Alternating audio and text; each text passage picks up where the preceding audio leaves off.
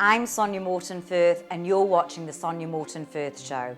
Today my guest is Paul Danan. Paul rose to fame from 1997 to 2001 where he starred in Hollyoaks. Then he became a big reality TV celebrity. In 2017, Paul hit us with his entertaining and outrageous behaviour in Celebrity Big Brother. There's a dark side to fame, and Paul was addicted to drugs. A changed man after years of rehabilitation, he now works with the Amy Winehouse Foundation and schools to help young people with their addictions. Paul, thank you so much for being on my show. It's lovely to have you here. Lovely to be here. Yeah, thanks for having me. Paul, tell me a little bit more about, or tell me about your journey to fame and, how you've risen through the different shows and how you've got to where you've got to today.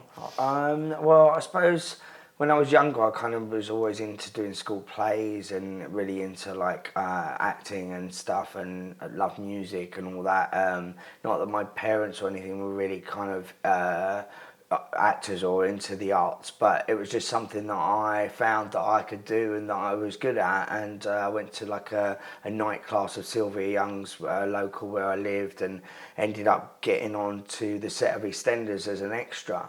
And I was Wow. 11 years old playing with Ethel's dog Willie in the... I remember that's going back a few years. Yeah, in Albert Square, and just kind of loving it and going up to the director and just already saying to him, if you ever need me again, please, let me know.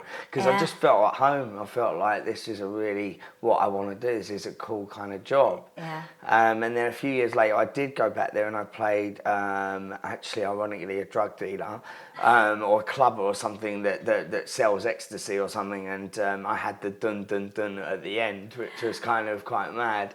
And I was about 13, 14, and then I kind of got friendly with Dean Gaffney and Daniela Westbrook, and who were on it at the time, and Paul Nichols. And I used to go and visit them at Elstree and this, that and the other, and I said, right, I want to go to drama school. My mum was like, look, you've got to do your GCSEs first and then see if you can get into one. And I auditioned for Italia Conti, and I got in there, and I did 3 years from 16 to 19, degree in performing arts. And it was the best, it was exactly what I wanted to do. And then when I left there, I kind of got myself an agent, and I went back to Sylvia, to her adult agency called Rossmore. And within a few months, I auditioned for Hollyoaks, and they were looking for a new family for this kind of bad boy. And I ended up going up against 500 people and got whittled down, and then didn't hear anything for about a month. And I thought, it's not going to happen. They said, no, you've got to come up to Liverpool. It's going to be elimination. You'll be there with 20 other kind of characters of soul. And it was for the Patrick family, and it was there was 20 mums, 20 souls, 20 sisters like Gina's, and it was all trying to mix and match, get them right, the right kind of look, the right kind of accent. And people were coming and going, and they kept asking me to stay, and I was like, wow, this is what's going on. And then by 6 in the evening, I'm still there, and there's 3 left, and 3 of that, 3 mums, 3, and I was like, shit. And then I was sorry. It's okay, you can swear. I can. Yeah, and then I was then Phil Redmond came in, and he created Grange Hill, Brookside, and Hollyoaks, and he's quite a big force, and and he was like, right, I want you guys to come in the pub, the Dog in the Pond, and do an improvisation. And I had to come back from a night out, and I was in trouble with the police. My mum hadn't heard from me, and we just improvised it, and we just went hard, and now acting was just unreal. And she slapped me, and I started crying, and she was crying, and he just was like, yeah, that's the one. Yeah. And the next day I got a call saying, you got to move up to Liverpool, you got the part. Wow. And that was lead role in Hollyoaks. 3 years, 4 years? 4 years I spent on that, and it was the best. It was an amazing learning curve, really kind of training on the job in a way, because I wasn't used to filming a soap opera. I'd never done it before. Well, you must have been quite young as well, were you? 19. 19, yeah. So and suddenly people know who you are, and it's a bit of money and girls and fame, and it's all just, but no one was there really to tell me how to handle it. There was no support. There was no real kind of look, just be careful, everything's gonna be quite So what were those, so like when you weren't on set, what was it like to be famous? Like, as you said, Yeah, there it was kind of mad, like, 'cause, girls, yeah. you had money, presumably cars, clothes, all Yeah, this stuff that exactly. probably a 19-year-old doesn't normally have. Well, exactly, yeah, and it was like, and I thought everyone on there was going to be a bit up their own arse, a bit flash, but they weren't. They were lovely, and they were real. It was like a real family, you know. And it's quite cliche, it's so popular to say that, but it really is. You're like, it's like university with money. So you were like living in each other's houses. We all lived together. We had a boys' house, girls' house, and you know, when we had a day off, that you know, we'd go out, we'd go clubbing, and we'd just have it large, you know. Yeah. And it was amazing, and you know, everyone wanted to know us. Everyone kind of, you know, especially if you're a good character, you're a good actor, you're doing a good job. People like go, wow, you know, they're talented people. And Hollyoaks was amazing back then. You know, it was really good storylines, really hard hitting, very fresh, very new, a bit 90210, but the British version. You know, Not as much sunshine. Well, that's it. Yeah, exactly. But you know, in Chester. But it worked, and you know, and you'd have your EastEnders and your Emmerdales, but you didn't have to like this good-looking teen kind of soap. And you know, and everyone suddenly you're like this posters. You know, girls have got your poster on their wall. You're like heartthrob. You're doing calendars and this, that, and the other, and it was all a bit surreal, but you just go with it. But my whole thing was I just want to be a good actor. I just want to be credible. I want to do my thing, and you know, and that was my dream, to kind of go into films and stuff. But with the fame, with the money, and then the drugs come in, it was very... Is that when the drugs started? Yeah, I mean, well, they started when I was 14. I was going out raving and this, that, but that was just like now and again, smoking joints, things like that. Yeah. But with the TV side of things, and that's when you really kind of have big nights. You know, you end up staying up, drinking, doing coke, doing whatever, and it just kind of this party lifestyle. But you can handle it. You know, never when you were working, only if you had days off, and it was very kind of what do they say, functioning addiction. I was a functioning addict without even knowing I was. Yeah, because I guess you were just telling yourself, I'm having a good time. Yeah, because I was. Like, it wasn't problematic. And then I decided I wanted to leave and go to America. And my dad was like, what are you doing? Like, you're earning all this money, you're on TV, why would you want to leave? Like, you're crazy. And I was like, yeah, but I'm an actor, I want to play other roles. And so it was your decision to jump ship and go. Yeah, they were like, what? Why do you want to go? And they were a bit pissed off, but I was like, look, I can't, you know, I don't think this character can go anywhere else. I want to play other roles. And they were like, okay, we had to respect my wishes, you know. So I got like a storyline where I ended up killing the pimp of this prostitute and ran off to Spain, basically. So I mean, I could come back. Like, I'd have to be quite tanned. I'd probably be a bit older at that time. Prison, but yeah. So I left and I went to America, and I got myself a manager out there and did all right, you know, went up for a lot of things, but that's when things started to kind of spiral a bit out of control. What was the lifestyle like there in America compared to here? And I mean, more the lifestyle after the day of acting, whatever you were doing. Was there that whole party scene? Was it? Yeah, I mean, it's kind of like the same as here, but a bit like more glam, a bit more like, you know, it depends who you knew. I was a lot with the English actors out there, and you get to know people. I was staying in apartments where there was like lots of actors, musicians, etc., and it's kind of month to month you can rent, and you got your car, and you know, and I suppose because you don't know loads of people, you end up kind of going out drinking or doing whatever if you haven't got much on, and it's very easy to party out there. But when you're trying to become a movie star, you've got to be really dedicated. Focused, right? Yeah, and I was so young. I was like, what, 23, 24. 23, I kind of was still up for trying to do both. And I learned that you can't really do both. Well, you can't. You've got to dedicate. If you want to really make it in LA, in Hollywood, you have to, you know, be on your game 100%. And there were times where I wasn't, I suppose. I mean, times where I was, but even then, you know, it's very difficult, very competitive, you know. So I came back from there, and I was kind of like, I was really in my addiction then, I suppose, because, you know, rejections and stuff, and being rejected, and not getting the gigs that I wanted to get, and kind of like not sure what was going on with it all, spent a lot of money, etc. My mum and dad were like, look, you've got to stay here now. Yeah. And then that's when I got offered to do Celebrity Love Island.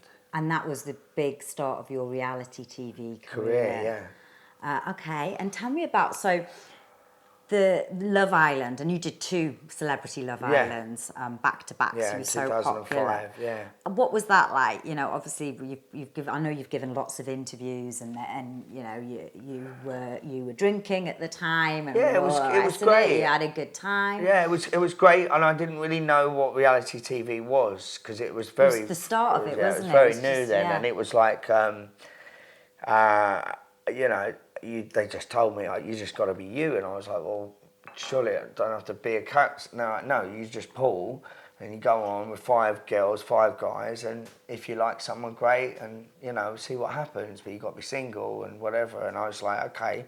And it was in Fiji on a beach, really beautiful. We had our own kind of island, and we were left to do whatever we wanted, and they just fed us with loads of alcohol, and it was pretty mad. And, you know, I suppose that's when, like, your kind of sex and love addiction comes out. You're a little bit like, well, I ain't got drugs, so I've got lovely girls and I got booze. Brilliant. Did you fall in love there? No, lust, isn't it? You know, and it was fun, but there were times where I suppose maybe that's when I realised, you know, I forgot that there were cameras. I kind of went there thinking, oh, look, it's like a lad's holiday, you know, because I didn't want to, I wasn't used to reality. I wasn't used to being filmed 24 hours a day, so I just kind of forgot they were there. A lot of them you couldn't even see anywhere. They're in palm trees or like behind black cloths, and you know, after a while you just get on with it, you know, because it's a proper resort and the beach and a real life sea, and you know, and it was great. But there were times where I suppose the more drink they give you, the more arguments, the more kind of flirting, the more kind of madness went on. And as you can imagine, on a lad's holiday or a drunken holiday or whatever with loads of girls, there's always going to be shenanigans. And I was the one that was kind of always at the centre of it all. So I made a big splash on that island and on that show, and I came back and I was more famous from that than 4 years on a soap opera. I mean, it was mad, because reality is so powerful. And ITV1 is a huge channel, and millions were watching it, and I didn't realise, and I was coming out and everyone knew me, and I just got all like anxious and started to kind of withdraw into myself and stayed in and didn't want to know and see anyone, and you know, press outside my house all the time, and it just kind of became quite fearful about the intrusion of suddenly, you know, your public property in a way. Do you know what I mean? And I didn't have that when I was acting. I was left more alone. I was, you know, respected for my craft, and this was more like, no, we own you. You're the soaps. You belong to the tabloids then, right? Yeah, and you're now a reality star, not an actor anymore in a way, and that was painful. But you went back for the second series or the following year. I did, because I came out of there and I actually ended up getting really onto drugs again, because I couldn't handle the fame or whatever it was, or I don't know. I just reclused a bit, went to treatment, got well, and then they asked me, would I like to come back for the next year? And they doubled the money, and it's so hard to say no, you know. I thought, well, yeah, Fiji, why not? Nice island. Yeah, and it's a lot of money and it's a job, and so I said yes. And you know what, the second time around I wasn't as crazy, I wasn't as bad, but it was still, it was all right, it was okay, it was a job, you know, you got to pay bills. But that kind of set the mark for, wow, he's great on reality, and it lessened my TV or film acting, because I didn't really seem to be getting loads of offers for that. I was getting more offers for the reality TV stuff, right? Yeah. And then, you know, you got to the stage where you were in Celebrity Big Brother, which was your latest sort of celebrity. Yeah, I mean that was years. TV. Yeah, that was years 2017. later. Years later. At that point, in terms of your addictions, where were you? I was all right. I was actually clean when I went on there. I was doing really well. But in between, from 2006, the last Love Island, to then, I had been through many rehabs, many ups and downs, a lot of, you know, anxiety, a lot of depression, a lot of kind of, you know, because I didn't want to do reality anymore, but I kind of messed up my acting career a bit. So it was really, I was in this kind of, you know, rock and a hard place, and it was tough. But I really felt like I needed to come back and do something that was going to show the new me or whatever. And yeah, and I went on there. I didn't drink. I wasn't doing drugs. I was doing really well, and it went really good. Yeah, I thought it was a laugh. I mean, for me, it was easy because it's like rehab, but there was drink there, and I wasn't doing it. I was watching everyone else getting drunk, and it was it was pretty eye opening to see how many people suffer with this stuff. So if I said to you, who is the real Paul Danan, what would you say to that? Who is the real? I'm still finding out. I suppose a guy that's, you know, a family man, someone that wants to help others, to maybe not go down the wrong road. You know, someone that has been through a lot of ups and downs, but has always got up and come through it. You know, he's quite a strong person and quite loving and caring person, but maybe not so much to myself. And I think I'm learning to care more for myself. So at the moment, how long have you been clean or sober? Or coming up to a year now. Fantastic. Well, yeah. Congratulations on that. And I know you're doing a lot of work with the Amy Winehouse Foundation and with schools. I was doing for 3 years, I volunteered in schools all over the country to tell them my story and deter kids from going down the wrong road, so obviously there's lots of kids out there with mums and dads that use drink or drugs, cousins, uncles, or maybe themselves, eating disorders, self-harm,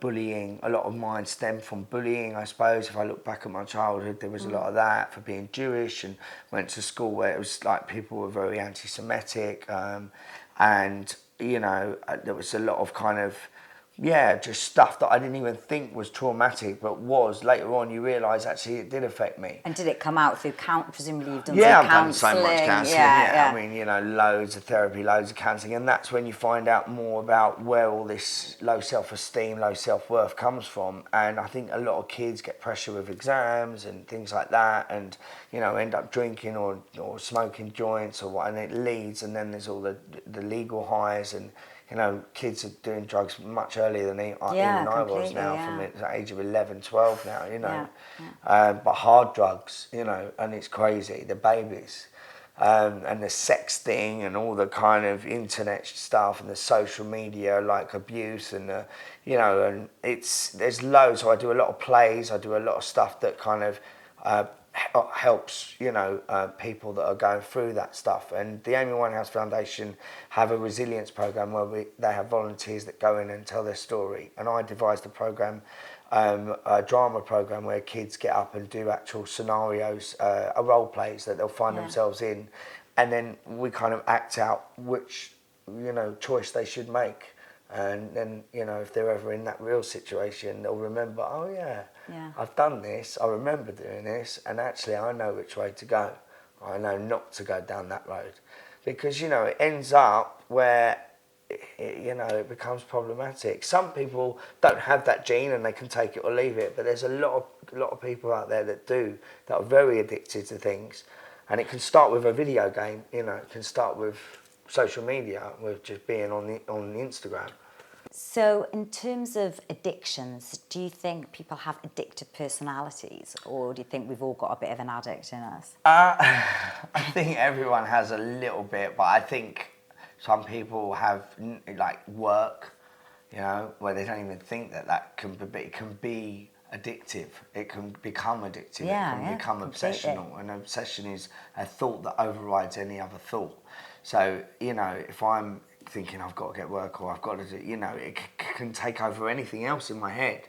I think it can be genetic. I think also it can come from, some people have growing up some maybe abuse or problems like bullying or whatever, and then they end up wanting to anaesthetise that pain. And then they find themselves doing something that's detrimental to themselves, and then they just get in that rut, because obviously we know drink and drugs are very addictive. And then there's also the people that start late and, you know, and suddenly kind of go, well, I missed all that. Let me make up for all those years. Let me make up for those years. Actually, I want to go out raving. I want to go out partying. Yeah. And then they find themselves getting really into it. And it can just become, you know, something that might be amazing. But there's always, what goes up must come down. Come down, yeah, completely. And they can end up being, you know, unmanageable a bit, you know. But some people can just go, no, once a month, once a year, you know, I'll go out, have a blowout and leave it and take it and leave it. But, you know, I think it all depends. But I'm wired up differently. If I like something, I want more of it. Yeah. Chocolate, girls, you know, food, drink, drugs, like there's gambling, you know, exercise. It's just mad. So I have to watch all these areas because if I, you know, I'll put down the drink and drugs and the next minute I'm into shopping and like I just can't. Interesting. Well, I know you like your clothes. Yeah, and I just Tell can't. you like know, your clothes, and I'm really like, you know, and suddenly I'm like, I need those trainers. I need that, you know, and it can become actually, you know, like. Well, yeah, it's addictive, right? Yeah, completely. So I just have to really watch all that stuff, and I work a program around it. I work a 12-step program. I have a sponsor. I go to meetings, and you know, I try to be in the middle, which is really rare because I'm either up there or down there, you know. So to be in the middle is very tough for me, but I tend to kind of do that today. So how do you enjoy life? And I'm not putting that you have to be high to enjoy life, but obviously you've had the big highs, obviously the big lows, but what do you do now? How do you really enjoy and let go and have fun now? I enjoy life by the small things, literally, just a bit of cooking. I'll go to cinema, theatre, you know, even my work I enjoy, but I don't obsessively do it, you know. My little boy, he's amazing, just playing Lego with him, just taking him to the park, just kind of being with friends, just all the stuff that I didn't do when I was in addiction, which was just me on my own, you know, doing drugs, hating the world, hating myself because I was resentful or whatever. Now it's not like that. So all the stuff that I missed, I'm kind of embracing, you know, just going to the lake, going to, you know, for, I don't know, just little things, holidays. Yeah, it's the small things now that matter because I lost a lot of years, you know, when I was just like that. Yeah. And now my world's opened up again. So it's lovely. But yeah, I'm slowly, you know, people are slowly trusting me again, giving me work. I've just done a film. Tell me about the film, yes. Yeah, it's called Are We Dead Yet? It's a lead role in this comedy kind of scary heist. It was like, I mean, it was at Fright Fest. It's not a horror film, but it's got some scary bits in it. Comedy horror. Comedy horror, and that's premiering next week. And I'm really excited. Where's it premiering? The Genesis Cinema in East London. And Genesis Cinema. We'll put that in the show notes. October the 10th, and yeah, it's already won an award. The director won an award at Fright Fest in Leicester Square, and it's led me on to kind of, you know, people seeing, oh, he's acting again, good.